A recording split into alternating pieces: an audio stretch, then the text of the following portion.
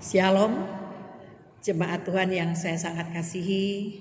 Selamat bertemu kembali di dalam kasih anugerah dari Allah Bapa di dalam nama Tuhan Yesus Kristus. Mari Bapak Ibu jemaat yang saya kasihi, di minggu kedua ini kita sama-sama kembali untuk merenungkan firman Tuhan, karena firman Tuhan ini yang menjadi pedoman bagi setiap kita orang percaya. Mari kita memfokuskan hati pikiran kita dan membuka Alkitab kita di dalam Lukas pasal 9, Injil Lukas pasal 9 ayat 57 sampai 62. Demikian firman Tuhan. Ketika Yesus dan murid-muridnya melanjutkan perjalanan mereka, berkatalah seorang di tengah jalan kepada Yesus, "Aku akan mengikut engkau kemana saja engkau pergi."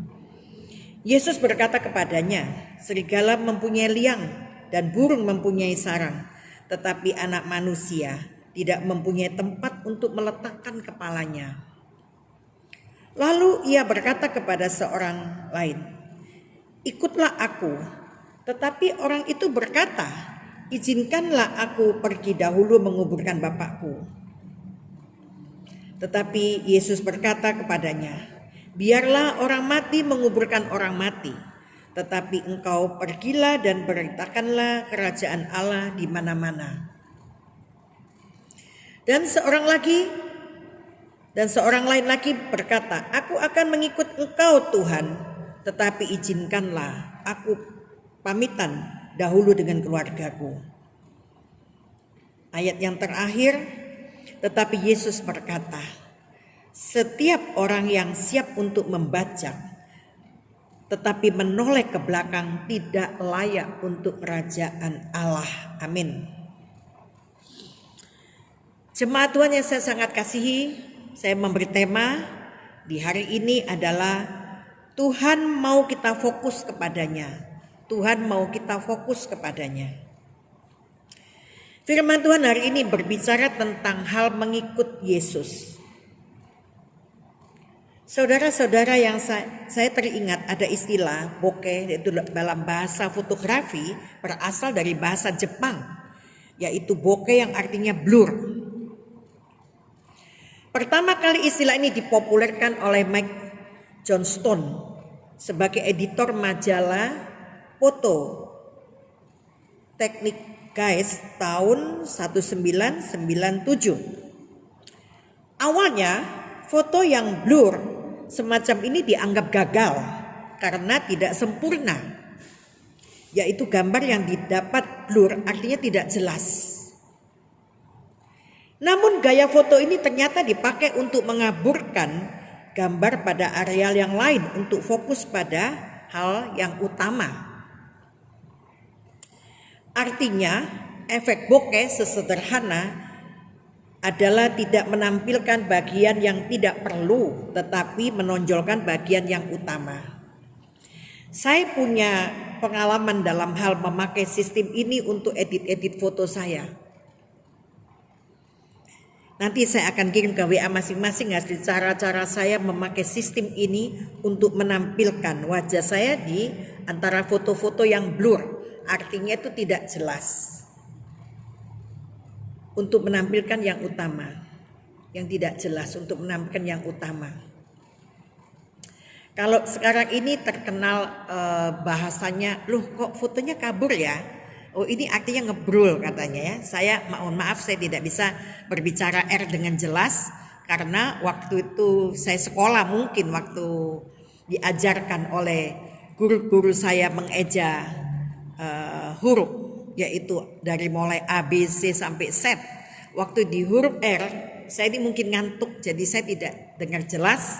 Hanya akibatnya demikian, saya tidak bisa mengucap dengan jelas huruf R ya, mohon maaf. Nah, sekarang kita kembali kepada fokus kita yang utama.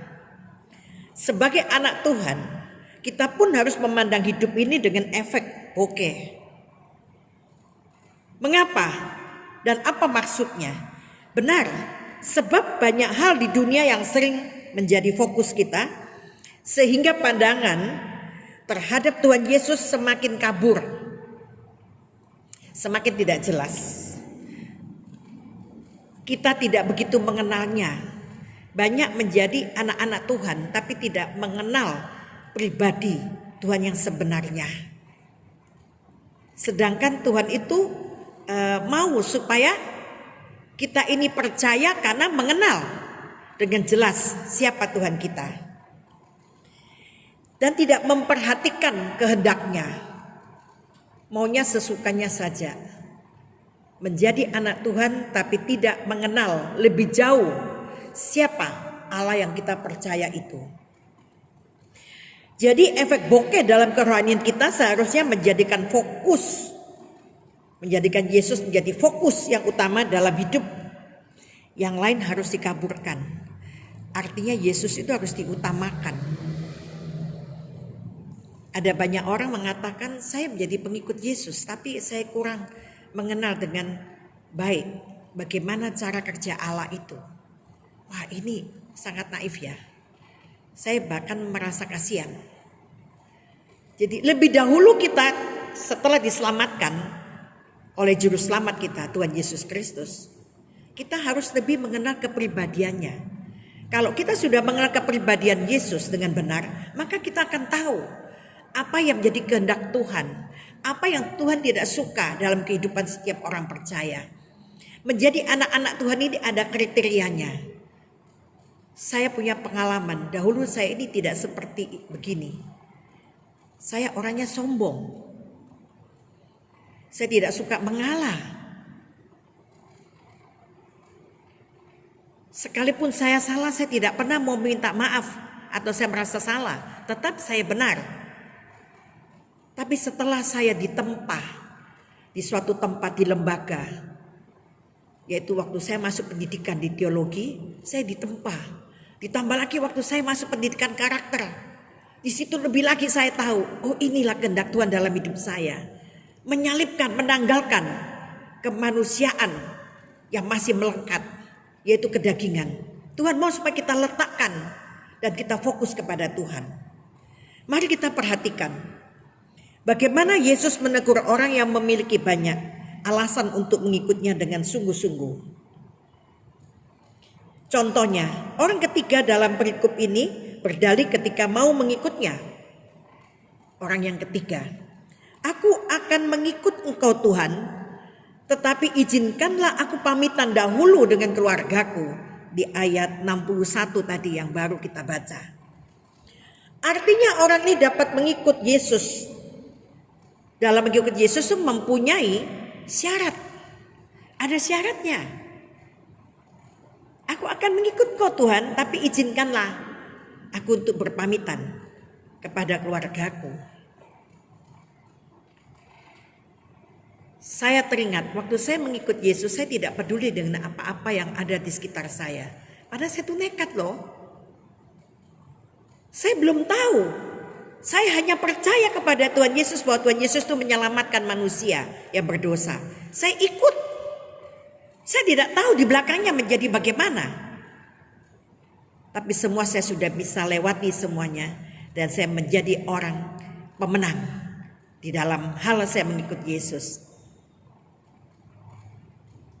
Ada banyak keturunan saya yang sudah mengikut Yesus. Tinggal satu. Tapi saya percaya firman Tuhan ya dan amin. Satu orang percaya dalam satu rumah, maka Tuhan akan menyelamatkan semuanya. Ya. Itu di dalam 1 Korintus 1 Kisah Para Rasul, Kisah Para Rasul 16 ayat 31. Satu orang percaya, seisi rumah akan diselamatkan. Saya tetap berdoa.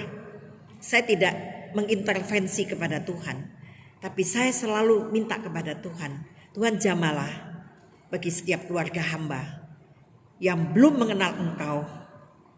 Seperti hamba dahulu Tuhan jamah. Betapa sulitnya kalau Tuhan menjamah saya. Saya seorang ibu yang sudah menyandang predikat yaitu haji beberapa kali. Tapi saya bisa percaya kepada Tuhan. Padahal saya tuh tidak suka dengan orang Kristen dulu, Kristiani. Saya tidak suka. dan saya membenci. Tapi dengan cara Tuhan yang luar biasa, saya percaya seisi rumah saya akan diselamatkan. Saya percaya. Untuk mengikut Yesus ini,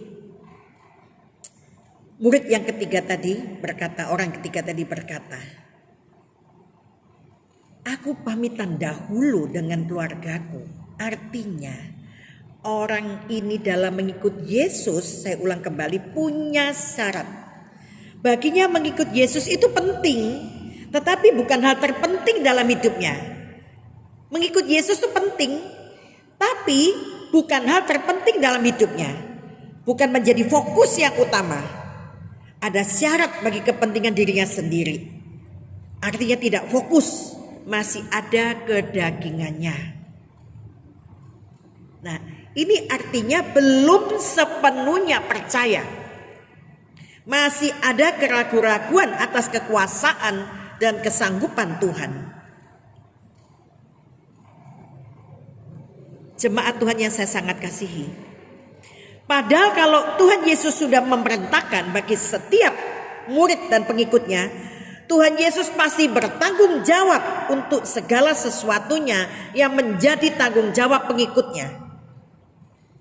Demikian juga pada saat ini Tuhan Yesus telah menegaskan, setiap orang yang siap membajak tetapi menoleh ke belakang tidak layak untuk kerajaan Allah.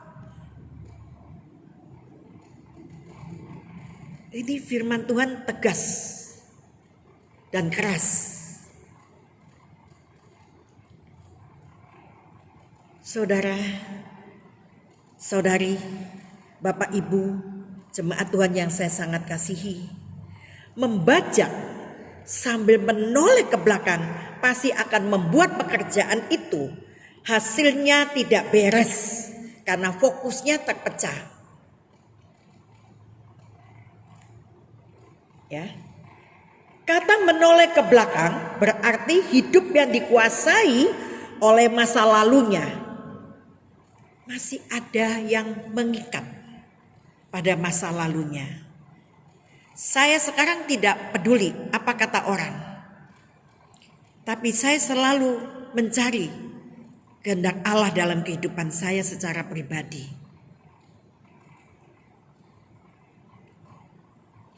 Tuhan sudah memanggil saya, itu berarti Tuhan bertanggung jawab atas kehidupan saya sepenuhnya. Saya tidak bekerja seperti dulu lagi. Saya tidak bekerja. Saya tinggalkan total. Saya ini adalah seorang pembisnis sebelum saya mengikut Tuhan. Dan sudah terbukti banyak orang kenal saya. Tapi sekarang saya hidupnya penuh damai, sukacita, dan sejahtera. Kesukaan yang luar biasa. Sekalipun saya tidak bekerja, tapi saya fokus hanya kepada Tuhan, melayani Tuhan dengan sungguh-sungguh, maka ada perasaan yang luar biasa yang tidak diberikan oleh dunia saat ini. Luar biasa. Karena saya fokus hanya kepada Tuhan. Saya tidak menengok ke belakang, ke masa lalu saya begitu indah menurut dunia, tapi tidak untuk kerajaan Allah. Kemahakuasaan, kemahatauan Allah dalam nama Tuhan Yesus Kristus tahu bahwa hati orang itu masih belum sepenuhnya fokus mengikutinya. Tuhan tahu. Jadi jangan pernah lagi kalau kita sudah mengikut Tuhan tidak usah menengok ke belakang lagi. Yang di belakang itu tidak akan mungkin kembali di depan kita. Tapi kita harus fokus ke depan. Fokuskan. Saya percaya di dalam kehidupan setiap orang percaya yang menjadi nakoda dalam kehidupan kita itu adalah Tuhan Yesus sendiri.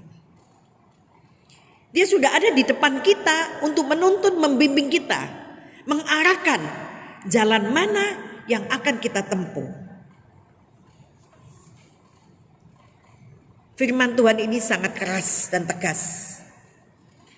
Yesus menegur orang yang tidak fokus tersebut tidak layak untuk masuk dalam kerajaan Allah di ayat 42b. Jemaat Tuhan yang saya sangat kasihi, jujur saudara-saudara, di kehidupan ini banyak sekali yang bisa membuat orang percaya mengaburkan Tuhan. Banyak sekali hal-hal yang dapat mengaburkan ya Tuhan. Contoh dalam kehidupan keseharian kita, masih banyak yang menyepelekan kehadirannya dalam tiap-tiap jam ibadah. Masih ada banyak yang menyepelekan. Tanda kutip, bukan pada masa saat ini yang memang kita harus stay at home dengan adanya virus COVID-19 yang melanda di seluruh dunia ini. Tapi pada waktu-waktu yang dahulu, kita banyak menyepelekan kehadiran kita di dalam tiap-tiap jam ibadah. Ada banyak saya katakan. Mengapa? Mereka hanya main-main. Oh, mereka masih berpikir dengan pikirannya sendiri. Kalau saya tidak hadir pada minggu ini, minggu depan saya bisa hadir. Kalau saya tidak hadir di bulan ini, bulan depan saya masih bisa hadir. Itu pemikiran manusia. Tapi inilah yang mengaburkan Tuhan Yesus Kristus untuk dapat hadir di dalam persekutuannya pada jam-jam ibadah yang sudah ditentukan di tiap-tiap gereja masing-masing. Menyepelekan kehadirannya dalam ibadah. Berpikir bahwa masih ada hari esok yang dia bisa raih. Kita lupa bahwa hari esok adalah kepunyaan Tuhan. Kita tidak tahu apa yang terjadi 1 jam ke depan kita. Nyatanya sekarang gereja-gereja pada ditutup semua. Banyak orang yang SMS kepada saya, kangen ya mau ibadah seperti dulu. Saya cuma berkata apa kepada Tuhan dalam doa, Tuhan ampunilah kami. Mungkin kami ini dulu bermain-main dan menyepelekan jam-jam ibadah di gerejamu masing-masing. Saya berdoa minta pengampunan. Semua tempat ibadah ditutup. Harusnya kita introspeksi diri. Mengapa ini semua bisa terjadi? Nah, inilah pentingnya kita harus fokus hanya kepada Tuhan. Dan ada lagi sebagian yang berkompromi dengan dosa dalam pekerjaan, juga dalam pelayanan, dan juga dalam kehidupannya.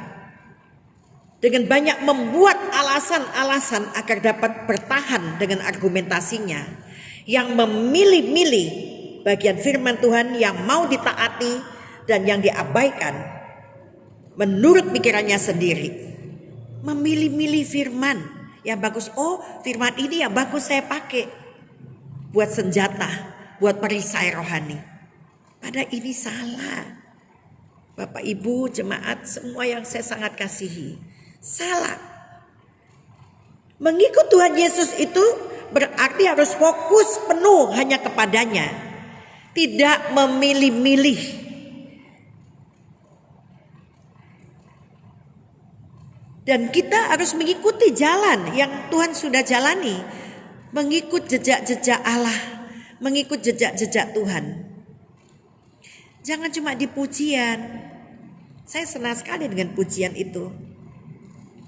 Seringku ajarku memahami jalan-jalan-Mu Tuhan, bagai di belantara yang kelam.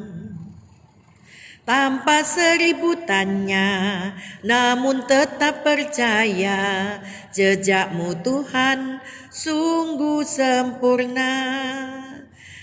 Jadi mengikut Tuhan itu tidak usah banyak bertanya. Percaya sepenuhnya, fokus hanya kepada Tuhan. Tidak usah bertanya, Tuhan mau bawa kemana saya ini? Saya memberi firman kemarin pada hari Sabtu pagi kepada seluruh teman-teman saya di WA. bahwa diumpamakan kita itu sudah menambatkan perahu kita dengan tali supaya tidak usah kita jalan atau melangkah lagi mengarungi lautan yang di sana juga ada badai, ada ombak yang besar.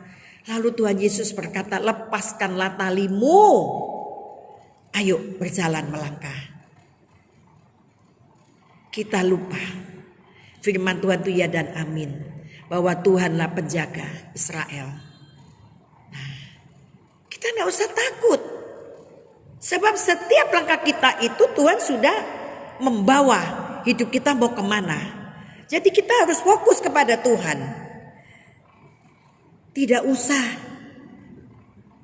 selama kita di dunia ini kita berpikir terlalu pelit, ya, pelit. Bahwa nanti kalau terjadi ini dan itu, bagaimana saya? Tidak perlu. Kita harus percaya sepenuhnya kepada Tuhan.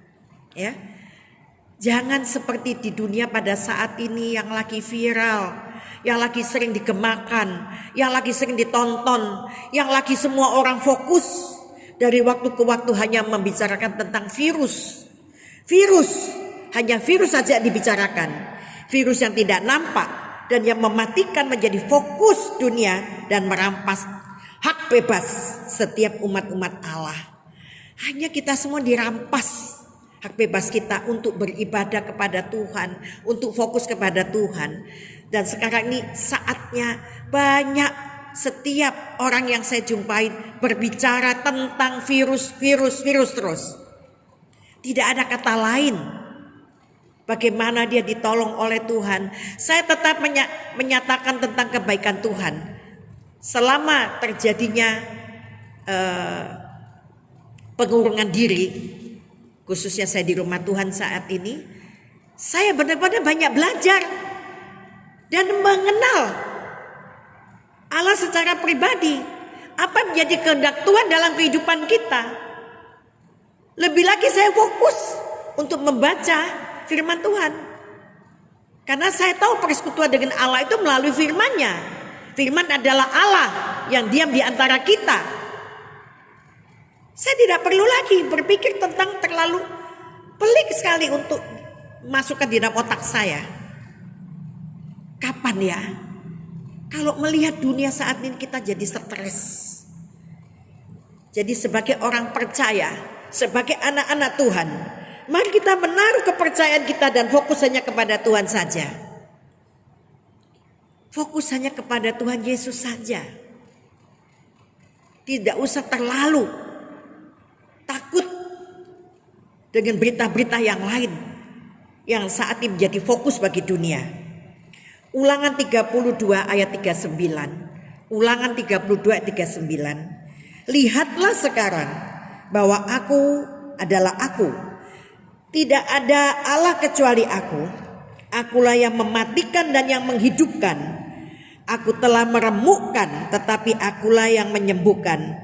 Dan seorang pun tidak ada yang dapat melepaskan dari tanganku. Amin. Ini ada di Ulangan 32 ayat 39. Lalu bagaimana dengan kita sekarang? Hal apa yang sering mengaburkan fokus kita dalam mengikut Tuhan Yesus? Hal apa? Dan mengapa Tuhan Yesus mau kita sebagai pengikutnya hanya fokus kepada dirinya saja? Ini yang Tuhan kehendaki dalam kehidupan setiap orang percaya. Jawabnya, sebab hanya Tuhan Yesuslah, Dia adalah Allah yang dapat mematikan dan menghidupkan, dan yang meremukkan segala macam virus-virus yang ada, dan menyembuhkan bagi setiap anak-anaknya yang menderita, yang sungguh-sungguh berharap kepada Tuhan Yesus dalam penyembuhannya. Hidup dan mati kita ada di dalam tangan Tuhan, bukan di tangan virus yang saat ini menjadi wabah bagi dunia. Hidup dan mati kita ada di dalam tangan Tuhan. Jadi jangan takut dan ragu atas janji-janjinya. Jangan berdalih untuk menjadi pengikutnya dan terus fokus kepadanya dalam situasi kondisi apapun juga. Jadi jangan banyak alasan untuk mengikut Tuhan Yesus. Karena setiap apa yang kita katakan sudah diolah dengan hati pikiran kita. Ini Allah yang maha mengetahui, yang maha kuasa, yang maha dahsyat. Tuhan yang dapat melihat apa yang kita lakukan. Kalau kita mau fokus kepada Tuhan, maka percayalah, Tuhan tidak pernah membiarkan kita begitu saja. Tuhan akan menuntun setiap jalan kita. Tuhan akan membimbing kita kepada kekekalan. Jangan kita pernah takut. Ya, jangan kita pernah takut. Saya percaya firman Tuhan ini menguatkan bagi kita semuanya. Tetap sehat dan kuat, tetap utuh dalam setiap keluarga dan dalam perlindungan kita semuanya. Kita akan tetap utuh, dapat berkumpul kembali pada waktu yang indah yang Tuhan sudah siapkan bagi kita semuanya. Dan saya percaya firman Tuhan yang saya sangat singkat ini, yang sangat singkat yang saya sampaikan ini dapat memberkati kita semuanya. Fokus hanya kepada Tuhan saja. Jangan kita terus menggemakan tentang virus-virus yang bisa mematikan tapi tidak dapat menghidupkan. Kita akan fokus hanya kepada Tuhan saja. Karena firman Tuhan ya dan amin. Allah berjanji, Dialah yang menciptakan manusia. Dia juga yang dapat menyelamatkan manusia untuk mendapatkan kehidupan yang kekal di surga. Amin. Tuhan memberkati kita semuanya.